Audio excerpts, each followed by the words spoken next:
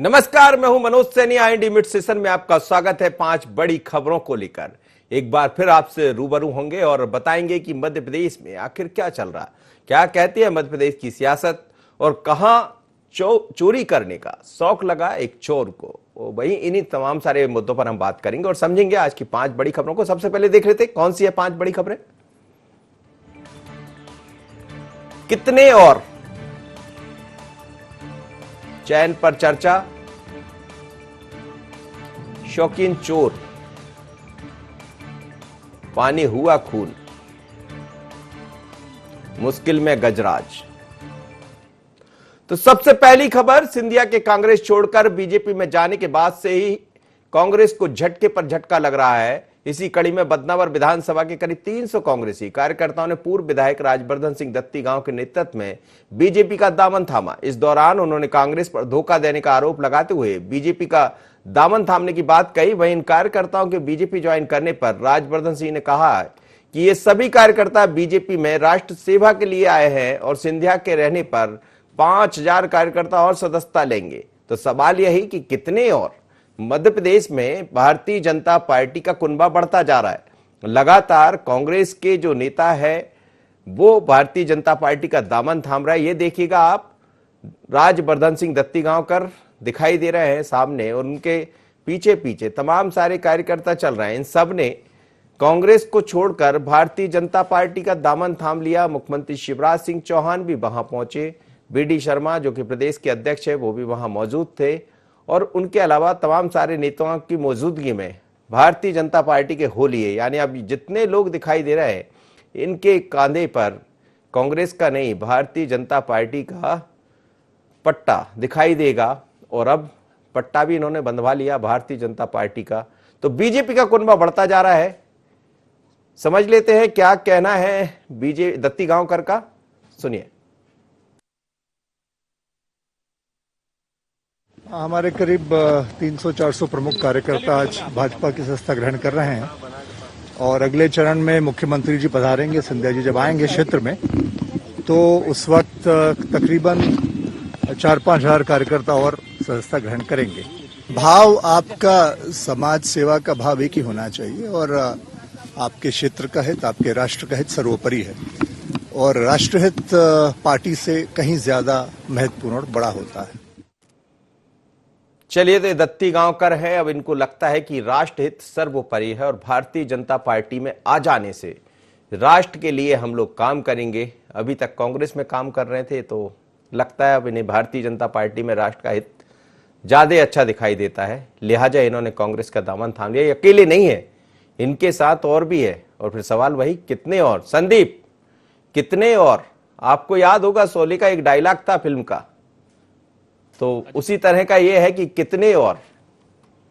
बिल्कुल, कितने और की तो यहाँ लंबी लाइन दिख रही है, क्योंकि जिस तरह से अभी इन्होंने बयान दिया है कि अभी तो सिर्फ 300 कार्यकर्ता आ रहे हैं, ये बानगी के तौर पर है। लेकिन सिंधिया जी के आने के बाद करीब 5000 कार्यकर्ताओं के बीजेपी में सदस्यता लेने का इन्होंने दावा किया है। उसके अलावा इन्होंने जो बड़ी बात कही है कि बीजेपी में अगर देश की सेवा करना है, राष्ट्र की सेवा करना है तो बीजेपी में इसलिए शामिल हुआ हूं मैं, क्योंकि कांग्रेस पार्टी में मैं नहीं कर पा रहा था। तो एक यहाँ पर कहीं ना कहीं इन्होंने बड़ा सवाल खड़ा किया है। एक राष्ट्रीय पार्टी पर में रहते हुए ये मतलब राष्ट्र की सेवा नहीं कर पाया और जो अब बीजेपी में हैं यानी कि राष्ट्र की सेवा करेंगे। इसके अलावा इन्होंने कहा कि वहां पर उनके साथ धोखा हुआ, जो चाहते थे वो नहीं कर पाते थे। जो विकास जब अपने क्षेत्र के करना चाहते थे तो विकास समुचित तरीके से नहीं हो पाता था। मुख्यमंत्री बात नहीं सुनते थे, पार्टी के अन्य मंत्री नहीं सुनते थे सरकार के उनकी बातें, इसलिए उन्हें पार्टी से किनारा करना पड़ा और भारतीय जनता पार्टी का दामन थामना पड़ा। लेकिन उन्होंने आज डरा दिया ये कहकर कि 5000 और कार्यकर्ता आएंगे। और ऐसी चर्चा भी है कि जब ज्योतिरादित्य सिंधिया जब कभी पहुंचेंगे मध्य प्रदेश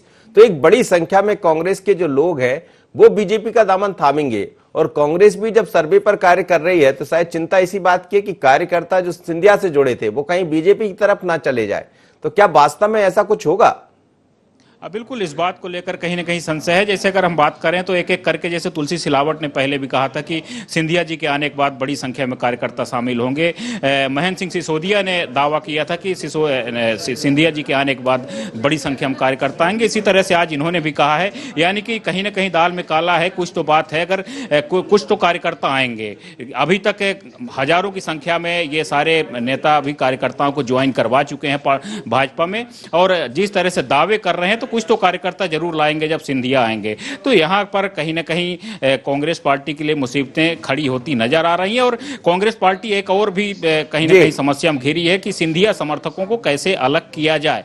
कल भी जो बैठक हुई है पूर्व मुख्यमंत्री कमलनाथ के निवास पर, तो वहां भी इस बात को टटोला गया। और अब आमने सामने फेस टू फेस अब पूर्व मुख्यमंत्री कमलनाथ कहीं ना कहीं कार्यकर्ताओं से बात करेंगे कि पार्टी के प्रति उनकी लेकिन इसमें संदीप जो भारतीय जनता पार्टी की तस्वीरें आप दिखा रहे हैं, जो आप लेकर आए हैं, वहां पर एक और बात नजर आ रही है कि सोशल डिस्टेंस की बात कहें या कोरोना की बात कहें, जब इनको ज्वाइन कराया गया तो पहले भी हम लोग लगातार कवर करते रहे हैं। वहां पे जो तरह, माफ करिएगा, शिवराज जी दिख जाते थे, बीडी शर्मा दिख जाते थे, जो भी उस समय के दौर के अध्यक्ष रहा करते थे। अब क्या हो रहा है? क्या धीरे धीरे कर मीडिया का प्रवेश वहां पे बंद है और उस तरह के विजुअल्स क्यों दिखाई नहीं दे रहे? बिल्कुल, देखिए पूरे मीडिया का अंदर जाना निषेध कर दिया गया है। जो गेट है उसके बाहर ही मीडिया को कर दिया गया है। मीडिया, यहाँ तक कि बारिश हो रही थी, भारी बारिश हो रही थी, उसके दौरान भी पूरी मीडिया बाहर थी। और जब उसके बाद बीजेपी प्रदेश अध्यक्ष निकले, कार से स्टेट हैंगर जा रहे थे, लखनऊ के लिए रवाना हो रहे, तो हमने उनसे बात भी की। तो उन्होंने ऐसे दिखाया जैसे उनको कुछ मालूम ही नहीं। उन्होंने साफ कहा कि मुझे इस बात की जानकारी नहीं थी कि मीडिया वाले बाहर हैं। तो कहीं ना कहीं यहाँ पर एक मिसकम्युनिकेशन दिखा है। ये भी बहुत बहुत धन्यवाद संदीप। पर ये भी समझना पड़ेगा कि सैकड़ों कार्यकर्ताओं को आप ज्वाइन करा लेते, 300 कार्यकर्ता वहां पहुंच जाते, सोशल डिस्टेंसिंग कितनी थी वो भी दिखाई दे रही है, लेकिन मीडिया बाहर रहता, क्योंकि मीडिया जाकर सोशल डिस्टेंसिंग बिगाड़ देता। तो समझना पड़ेगा, यदि मीडिया ने यह चीज समझ ली तो फिर समझिए कि उपचुनाव में क्या होगा। आगे बढ़ते दूसरी खबर की तरफ। और ये खबर मध्य प्रदेश में 24 सीटों पर होने वाले उपचुनाव को लेकर कांग्रेस एक्शन में नजर आ रही है। कांग्रेस में मैराथन बैठकों का दौर चल रहा है। इसी कड़ी में भोपाल में पीसीसी चीफ कमलनाथ उपचुनाव वाले क्षेत्रों के नेताओं और कार्यकर्ताओं के साथ अलग अलग बैठक कर उपचुनाव की रणनीति तैयार कर रहे हैं। कांग्रेस की मैराथन बैठक के दूसरे दिन पीसीसी चीफ कमलनाथ ने मुंगाबली, अशोकनगर और बमोरी विधानसभा क्षेत्र के नेताओं के साथ बैठक की। खास बात यह है कि इस बार के उपचुनाव में प्रदेश की कई सीटों पर जातिगत समीकरण के साथ ही त्रिकोणीय मुकाबला भी हो सकता है। यही कारण है कि पीसीसी चीफ कमलनाथ हर विधानसभा क्षेत्र के नेताओं और कार्यकर्ताओं से क्षेत्र का फीडबैक लेकर हर क्षेत्र का अलग प्लान तैयार कर रहे हैं। यहां हम आपको बता दें कि कल पीसीसी चीफ कमलनाथ ने ग्वालियर, चंबल अंचल और आगर मालवा क्षेत्र के नेताओं के साथ बैठक की थी। तो आज चयन पर चर्चा, दरअसल ये चयन पर चर्चा चल रही है। और चर्चा चयन पर ही नहीं है, चर्चा इस बात पर भी चल रही है कि क्या वो लोग जो पहले से काम कर रहे हैं, सांवेर लोकसभा, माफ करिएगा, सांवेर विधानसभा में भी चुनाव होना है, और वहां को देखते हुए आज इंदौर की जो कार्यकारिणी थी, जिला कार्यकारिणी, नगर कार्यकारिणी, उसको भंग कर दिया गया। हाँ, ये जरूर है कि बाकलीवाल जो वहां के नगर अध्यक्ष है, शहर अध्यक्ष है, वो बने रहेंगे। लेकिन इसके साथ ही तो कांग्रेस भी एक्शन मोड पर नजर आ रही है। भारतीय जनता पार्टी अपना कुनबा बढ़ा रही है और कांग्रेस चयन पर चर्चा में लगी है। लेकिन भारतीय जनता पार्टी का चयन तो पहले ही साफ हो चुका है। आकाश मेरे साथ जुड़ रहे हैं, हमारे ब्यूरो चीफ। आकाश, क्या कहेंगे, चयन पर चर्चा बड़े जोरों पर है? जी, निश्चित रूप से कांग्रेस अब यहाँ पर उपचुनाव को लेकर एक्शन मोड में नजर आ रही है और कांग्रेस के लिए बड़ी चुनौती भी है। यही कारण है कि इसको लेकर खास तैयारी साइलेंट मोड पर खुद पीसीसी चीफ कमलनाथ यहाँ पर करते हुए नजर आ रहे हैं। जिस तरीके से हर क्षेत्र के लोगों से अलग अलग मुलाकात हो रही है, मीटिंगों का दौर लगातार जारी है। और अगर हम बीते 3 दिनों की बात करें तो बीते 3 दिनों से लगातार जो है पीसीसी चीफ के जो भोपाल स्थित निवास है वहां पर मैराथन बैठकें देखी जा रही है। कल भी अगर हम बात करें तो आगर मालवा के साथ साथ ग्वालियर चंबल क्षेत्र की जो है मैराथन बैठक हुई थी। वहां के जो क्षेत्रीय नेता हैं उनसे पीसीसी चीफ ने मुलाकात की थी। और आज का भी कुछ इसी तरीके का देखने को मिला मनोज जी, कि यहाँ पर कमलनाथ के निवास पर जो मुंगावली की बात करें हम, चाहे बामोरी की बात करें या अशोकनगर या गुना की बात करें, इस बेल्ट के जो कांग्रेस के नेता और कार्यकर्ता है वो यहाँ पर पहुंचे थे और उनसे जो है चर्चा अलग अलग बैठकर सिलसिलेवार तरीके से जो है पूर्व मुख्यमंत्री कमलनाथ ने की है। और सीधे तौर पर अगर हम देखें तो यहाँ पर अब कांग्रेस अलग दृष्टिकोण से से काम कर रही है, क्योंकि अगर हम बात करें तो कई जगहों पर जो मुकाबला है वो त्रिकोणीय हो सकता है, क्योंकि जातिगत समीकरण जो है, अगर हम ग्वालियर चंबल की ही बात करें तो 16 सीटें आती है, वहां पर जातिगत समीकरण और इन तमाम चीजों को भी साधना होगा पॉलिटिकल पार्टीज को। यही कारण है कि हर क्षेत्र के लिए अलग से रणनीति जो है यहाँ पर तैयार की जा रही है, और कांग्रेस इस बार जो है बार बार इस बात पर जोर दे रही है कि जो क्षेत्रीय कार्यकर्ता है, जो नेता है, उनकी अनुशंसा पर ही जो है कांग्रेस टिकट देगी। तो कहीं ना कहीं जो लोकल कांग्रेस का नेता था, जो नाराज हो गया था जिस तरीके से पूर्व 22 विधायकों ने कांग्रेस पार्टी छोड़ी है, उसके बाद अब उनको मौका मिल सकता है, तो नाराजगी दूर करने का प्रयास है। और उन तमाम नेताओं से अब खुद जो है पीसीसी चीफ कमलनाथ बात कर रहे हैं, यही कारण है कि लगातार इसको लेकर मैराथन बैठकों का दौर चल रहा है। लेकिन इस बीच ये भी खबर आ रही कि सावेर से जो कार्यकारिणी थी इंदौर की, उसको भंग किया गया। शहर की कार्यकारिणी थी, बाकलीवाल जो वहां के शहर अध्यक्ष है उनको रहने दिया, बाकी कार्यकारिणी भंग कर दी। लेकिन ऐसे दौर में जब कार्यकर्ताओं की जरूरत होगी, आप जिसको हटाएंगे, जिसको भंग करेंगे, तो क्या उसमें नाराजगी तो नहीं बढ़ेगी? आखिर क्या तैयारी है कांग्रेस की? जी बिल्कुल, नाराजगी जरूर बढ़ेगी, लेकिन मनोज जी इसके पीछे भी कांग्रेस ने पूरा एक स्ट्रेटेजिक प्लान तैयार करके रखा है, क्योंकि जिस तरीके से बार बार एक चीज कांग्रेस में बार बार ही उठकर निकलकर सामने आ रही है, और जिस तरीके से पूर्व मुख्यमंत्री कमलनाथ ने जब कार्यकर्ताओं से संवाद भी किया था, नेताओं से मुलाकात की थी, कि जो ज्योतिरादित्य सिंधिया समर्थक या तुलसी सिलावट के जो समर्थक हैं वो अभी भी पार्टी में हैं, और ऐसे नेताओं की पहचान करना जरूरी है। और यही कारण है कि इंदौर में जिस तरीके से जो कार्रवाई की गई है, पूरी कार्यकारिणी को भंग किया गया है, लेकिन उनके जो वहां के अध्यक्ष हैं शहर कांग्रेस कमेटी इंदौर के विनय बाकलीवाल, वो उनको जो है अध्यक्ष के रूप में वो जो है अभी भी काम कांग्रेस का काम करते रहेंगे। लेकिन इंदौर में खास तौर पर एक बड़ा डैमेज कांग्रेस को हुआ। यही कारण है कि जिन क्षेत्रों में जो है उपचुनाव होना है, वहां पर कांग्रेस जो है जमीनी स्तर तक जो है अपने संगठन को पहुंचाना चाहती है और नए कार्यकर्ताओं को मौका देना चाहती है। और जो जिले की जो नाराजगी है नेताओं की खास तौर पर, क्योंकि जिस तरीके से जब कमेटियां बनी थी 2018 में विधानसभा चुनाव के समय, उस दौरान भी कई नेताओं को ने जो है नाराजगी के स्वर उठे थे, और नाराजगी जो है देखने को मिली थी। तो उस नाराजगी को दूर करने की भी कवायद है, जिससे कार्यकर्ता पूरी मजबूती के साथ इस उपचुनाव में काम करने के लिए कांग्रेस पार्टी। चलिए आकाश, बहुत बहुत धन्यवाद आपका। और ये नजर आ रहा है दोनों ही पार्टियों में कहीं कुनबा बढ़ रहा है, तो कहीं कुनबे के अंदर जो चल रहा है उसको साधने का प्रयास किया जा रहा है। प्रयास इस बात का भी है कि चयन पर जब चर्चा हो तो ऐसे लोगों के नाम निकल कर आए जो जीत दिला सके, क्योंकि पिछली दफा जिन्होंने जीत दिलाई थी अब वो भारतीय जनता पार्टी को जीत दिलाएंगे, कमल के निशान पर चुनाव लड़ेंगे, और यही चिंता कांग्रेस के अंदर है। अगली खबर भोपाल से है। मध्य प्रदेश की राजधानी भोपाल में लगातार चोरी बढ़ रही है, और चोरी की घटना के बीच में पुलिस पर सवाल भी खड़े हो रहे थे। लेकिन अब ऐसा कहा जा रहा है कि चोरी के साथ ही यह भी सामने आ गया है कि मध्य प्रदेश की पुलिस यानी भोपाल की पुलिस ने एक चोर को ऐसा पकड़ा है जो शौकीन बतौर शौक के चोरी किया करता था। और ये जो सातिर चोर है, ये महंगे शौक पूरे करने के लिए चोरी करता था। सागर और इंदौर में भी इसने कई घटनाओं को अंजाम दिया है। चोरी के रुपयों से इंदौर में एक आलीशान घर बनाया। अशोका गार्डन पुलिस ने इस कार्रवाई को अंजाम दिया है। और आप देखिएगा, ये जो माल बरामद हुआ है ये इसी चोर के पास से बरामद हुआ है। दिखने में थोड़ा सज्जन है, लेकिन ऐसा कहा जा रहा है कि बच्चों को ही बड़ी चिंता थी। इंग्लिश स्कूल में बच्चों को पढ़ाया करता था और चोरी के माल से अपनी जिंदगी जिया करता था। कैसा था, इसको कैसे चढ़ा शौक, बात करते हैं। शोएब से हमारे संवाददाता जुड़ रहे हैं। शोएब, 15 लाख का माल बरामद हुआ है, बड़ी कार्रवाई है पुलिस की, और कई दिनों से अलग अलग क्षेत्रों में चोरी हो रही थी, और जो माल भी बरामद हुआ है उसमें कई ऐसे सामान दिख रहे हैं, कुछ को भी नहीं बख्शा। मुझे लग रहा है जो मिला उसको उठा के ले गया ये। लेकिन ऐसा कहा जा रहा है कि चोरी बतौर शौक के ये क्या करता था, बच्चों को पढ़ाने के लिए क्या करता था। बड़ा दिलचस्प चोर है। बिल्कुल मनोज जी, देखिए एक बड़ी सफलता भोपाल पुलिस को मिली, और अशोर्डन जो पुलिस है उसके द्वारा जिस तरह से इस चोर को गिरफ्तार किया गया है, इसके पास से करीब 15 लाख का माल बरामद किया है। देखिए इस चोर की खासियत यह है कि अपने जो महंगे शौक थे उसको पूरे करने के लिए चोरी की वारदातों को अंजाम दिया करता था। सागर इंदौर से फरार था, सागर इंदौर में भी चोरी की वारदातें करता था। 1 जनवरी को राजधानी भोपाल आया था। कुछ दिन पहले अशोर्डन थाना क्षेत्र के बिजली कॉलोनी के डीएम है, वहां पर चोरी की वारदात को अंजाम दिया था। करीब 8 लाख की चोरी हुई थी, और उसके बाद से उस वारदात में 25,000 का इनाम भी आरोपी के खिलाफ जिस तरह से रखा गया था भोपाल पुलिस द्वारा, उसका तस्दीक की जा रही थी, जिसके बाद इस चोर को है गिरफ्तार किया था। और चेकिंग के दौरान जिस तरह से मोटरसाइकिल उसके पास से बरामद हुई, पूछताछ में चोरी की मोटरसाइकिल थी, एक पिस्टल भी उसके पास से मिली थी। उसके बाद जब तस्दीक यहाँ पर की गई थी और जिस तरह से उसके जब घर पहुंचे पुलिसकर्मी और देखा गया, तो सभी जो पूरा माल था उसके बाद चोरी का था।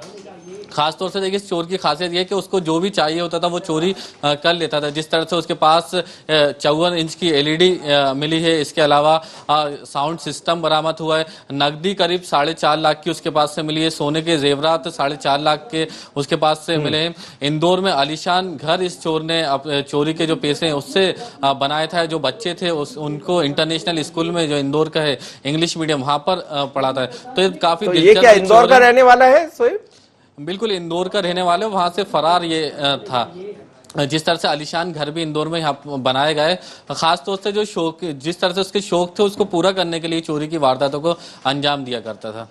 इससे पूछताछ में कुछ और भी लोग गिरफ्तार हुए या अकेला यही पकड़ा गया?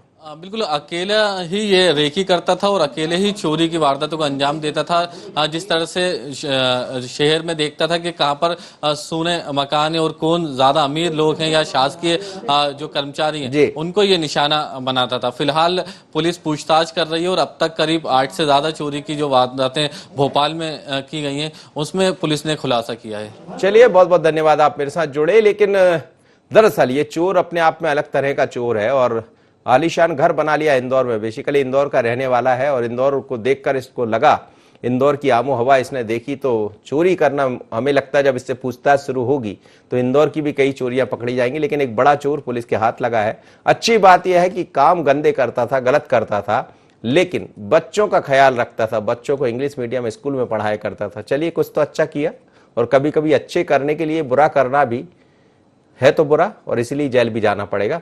अगली खबर की तरफ हम बढ़ते हैं। आपने जंग तो बहुत सी चीजों की देखी होंगी, लेकिन पानी के लिए जंग बहुत कम ही देखा है, और माना यह भी जा रहा है कि तीसरा विश्व युद्ध पानी के लिए होगा। दरअसल पानी के लिए जंग मुरैना के संबलगढ़ में आने वाले रामपुर कला गांव की है, जहां राठौर मोहल्ले की एक घटना सामने आई। यहां लोग पानी के लिए एक दूसरे का खून बहाने पर उतारू हो गए। इस दौरान ग्रामीणों के बीच जमकर ईंट और लाठियां भी चली। पूरे विवाद का वीडियो सोशल मीडिया पर वायरल हुआ है। आप देखिएगा, ये वीडियो है और इस वीडियो के जरिए आप समझ सकते हैं कि किस तरह से पानी को लेकर बवाल खड़ा हो गया। एक देखिए, एक बुजुर्ग व्यक्ति को पिटाई की जा रही है और वो भी कम नहीं पड़ रहा है, महिलाएं भी पीछे नहीं है, जिसके हाथ में जो पत्थर आ रहा है वो मार रहे हैं। ये देखिएगा, ये तस्वीरें देखिएगा आप इस बार टीवी स्क्रीन पर। पानी के लिए विवाद हुआ है और ऐसा कहा जाता है कि तीसरा विश्व युद्ध जब होगा तो पानी को लेकर होगा, और यदि इस तरह के छोटे छोटे झगड़ों ने बड़ा रूप लिया तो हो सकता है ये भी दिखाई दे। पानी बचाइए और काम चलाइए, लेकिन ऐसे लड़िए मत। क्या कहना है पुलिस का, सुन लीजिए। ग्राम रामपुर कला में सरकारी हैंडपंप पर राठौर, छोटे राठौर और क्या नाम है इसका, मुरारी प्रजापति में आपस में हैंडपंप पर टोंटी लगाने के ऊपर से दोनों पक्षों में झगड़ा हो गया था, जिस पर से दोनों के अपराध क्रमांक 55 और 56 2020 के कायम किए गए। पानी पर विवाद हुआ है, हैंडपंप को लेकर विवाद हुआ, लेकिन यह भी समझना पड़ेगा कि विवाद हुआ कहां। विवाद हुआ मुरैना और भिंड में। यहां तो कहते कि एक दूसरे को आप आंख निकाल कर देख लें तो भी झगड़ा हो जाएगा, और छोटी सी बात पर यहाँ विवाद हो बैठा। और ये वहां की तासीर है, चंबल का पानी ऐसा होता है, लोग कहते हैं। अब मध्य प्रदेश से निकलकर छत्तीसगढ़ की तरफ चलेंगे। छत्तीसगढ़ की एक खबर है, छत्तीसगढ़ में इन दिनों हाथियों की चर्चा होगी, लेकिन पहले अरविंद से बात कर लेते कि विवाद क्यों हुआ था। अरविंद, क्या कहेंगे आप, जिस तरह से ये पूरा मसला सामने आया है? विजुअल्स तो ये कह रहे हैं कि जमकर पत्थर चले हैं, एक दूसरे को मारा पीटा है, लेकिन पानी को लेकर इतना बड़ा विवाद, क्या वहां पानी की कमी है? जी सर, ये पूरा मामला सबलगढ़ के रामपुर कला कस्बे का है। राठौर मोहल्ला बताया जा रहा है, जहां सरकारी टोंटियों पर पानी भरने के ऊपर हुआ है झगड़ा, जिसमें 7 लोगों घायल हो गए हैं। जब हमने पुलिस से जानकारी ली तो उन्होंने बताया कि इन दोनों गुटों में लाठी और मारपीट में खूब झगड़ा हुआ है, जिसमें दोनों गुटों पर क्रॉस मुकदमा दर्ज किया गया है। पुलिस ने अभी बताया है कि जो मतलब इन पे दोनों का क्रॉस मुकदमा दर्ज कर दिया गया है इन पे। चलिए, धन्यवाद आपका, मेरे साथ जुड़े। और ये कह रहे हैं कि जैसा पुलिस ने बताया, पुलिस तो पहले ही बता चुकी है अरविंद, जो आपने बताया वो पुलिस ने भी बताया। कुछ खास और होता तो बहुत अच्छा लगता। अगली खबर की तरफ हम बढ़ते हैं। छत्तीसगढ़ में इन दिनों हाथियों की मौत का सिलसिला जारी है, जहां कुछ दिनों पहले सूरजपुर में 3 हाथियों की मौत हो गई थी। वहीं अब रायगढ़ और धमतरी में भी हाथियों की मौत ने वन विभाग में हड़कंप मचा दिया। पहला मामला रायगढ़ के धर्मजयगढ़ में सामने आया था, जहां करंट की चपेट में आने से एक हाथी की मौत हो गई। खेत में बोर पंप की चपेट में आने से हाथी की मौत हुई, जैसा कहा जा रहा है। वहीं दूसरा मामला धमतरी का है। यहाँ हाथी के बच्चे की दलदल में फंसने से मौत हो गई। नरहरपुर की सरहद से 21 हाथियों का दल वापस आ रहा था, तो जिस तरह से जब वापस लौट रहा था हाथियों का दल, तो एक बच्चा फंस गया उसमें। आप ये तस्वीरें देखिएगा, दो तरह की तस्वीरें हैं। और बीते एक हफ्ते में हम देखें तो अलग अलग जो जानकारी आ रही है उसके मुताबिक 3 हाथियों की मौत हुई है। लेकिन यदि ऐसे गजराज मुश्किल में पड़ते रहेंगे तो फिर गजराज को कौन देखेगा, क्योंकि वहां बताया जाता है कि रायगढ़ में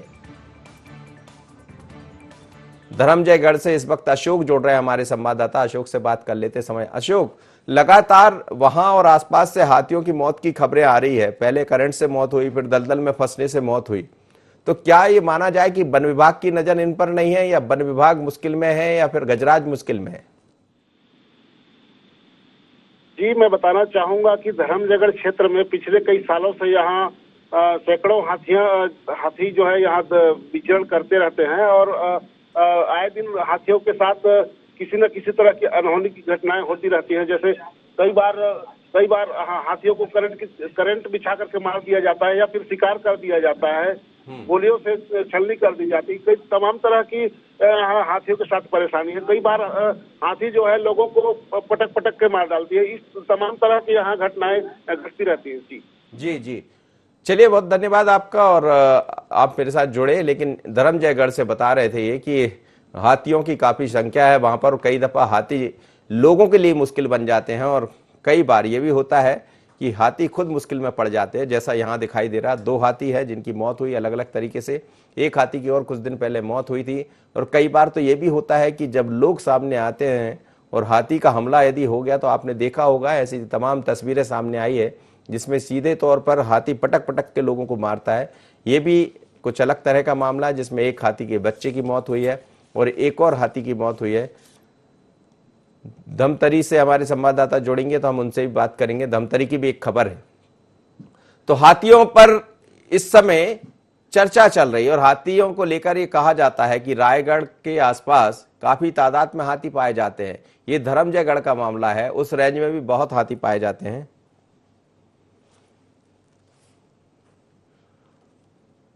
तो मुश्किल में गजराज नजर आ रहे हैं। गजराज ही मुश्किल में पड़ने लगेंगे तो फिर बड़ा मुश्किल बढ़ जाएगा, क्योंकि गजराज ने कई बार लोगों को भी मुश्किलों में डाला है। और ये जो मसला है वो अलग तरह का मसला है।